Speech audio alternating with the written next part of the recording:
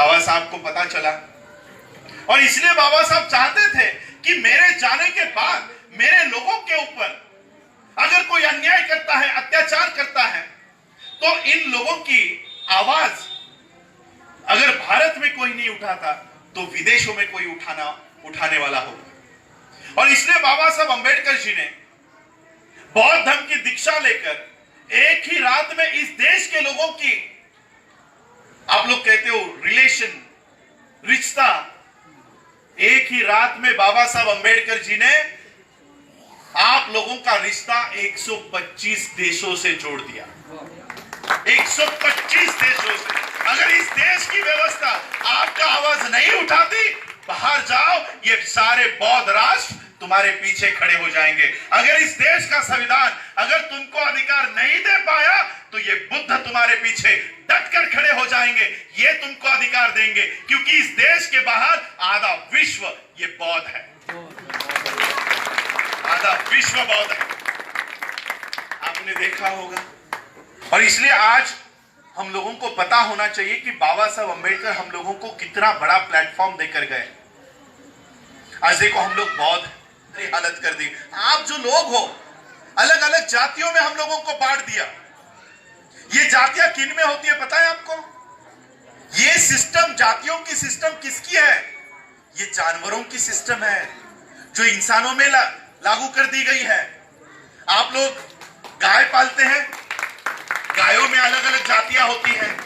ये जाफराबादी गाय, ये अलग अलग गाय, भैंस, अलग अलग, ये जातियों के अलग अलग जातियों की गाय होती है, भैंस होती है, अलग अलग जातियों के कुत्ते होते हैं, अलग अलग जातियों की बिल्लियां होती है।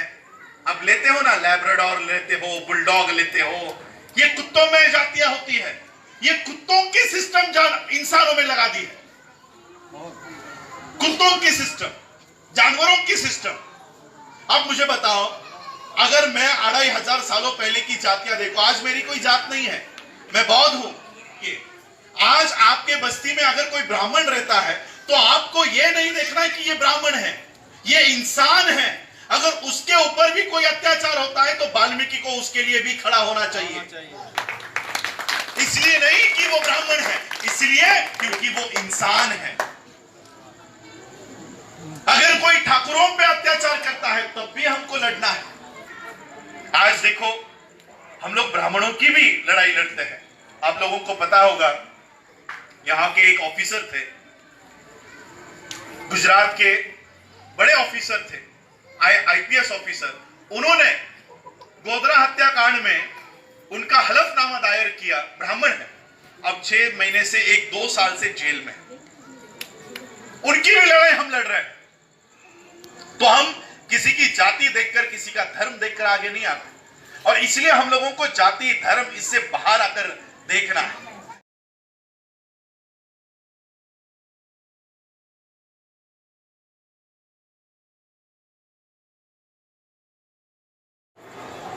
बाबा साहब अंबेडकर जी ने हमारे महिलाओं के सपने कैसे बदल दिए पता है?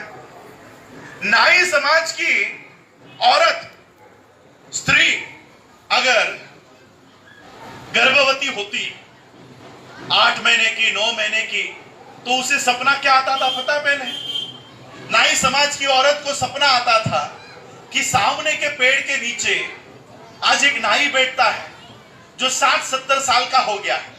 मेरे पेट में आज बच्चा है, वो 20 साल का जब हो जाएगा तो ये 60 साल का जो पेड़ के नीचे बैठा हुआ नाई है, जो लोगों के बाल काटता है और वहां से पैसे कमाता है, ये बूढ़ा हो चुका होगा। और मेरा बच्चा जब बड़ा हो जाएगा तब ये सामने के पेड़ के नीचे बैठा हुआ नाई मरने को आया होगा, और मेरा बच्चा उस पेड़ के नीचे जाकर बैठकर लोगों के बाल काटेगा। ये नाई समाज की औरत को सपना आता था। चमार समाज की औरत को क्या सपना आता था कि सामने के पेड़ के नीचे आज एक, वो आप लोग क्या कहते हो, मोची हमारे यहाँ पर, वो लोगों के जूते बनाने का काम करता है, जूते पॉलिश करने का काम करता है। आज वो 60 साल का हो गया। जब मेरा बेटा बड़ा हो जाएगा तब वो उसकी जगह पर आ जाएगा और वो सारे पैसे मेरा बेटा कमाएगा। बाबा साहब अंबेडकर जी ने बौद्ध धर्म की दीक्षा ले ली। आज हमारे औरतों को क्या सपने आते पता है? आज हमारी औरतें नाई समाज से बाहर आ गई, चमार समाज से बाहर आ गई, कल आप लोग वाल्मीकि समाज से बाहर आ जाओगे और क्या सपने देखोगे पता है? हमारी औरत, हमारी स्त्री, हमारी माता अगर गर्भवती रही 8वें महीने में 9वें महीने में उसको सपना आएगा, सुप्रीम कोर्ट का जज आज 40 साल का हो गया, मेरा बेटा जब 20 साल का हो जाएगा तब ये रिटायरमेंट को आएगा और जैसे ही ये रिटायर होगा मेरा बेटा जाकर उस सुप्रीम कोर्ट के कुर्सी पर जाकर बैठेगा। बाबा साहब ने इस जातियों से हमको बाहर निकाला और इतने बड़े सपने हमारे, ये जो सपने हमको आया करते थे वो सपने बदलकर इतने बड़े सपने हम लोगों को बाबा साहब की वजह से आज देखने मिले।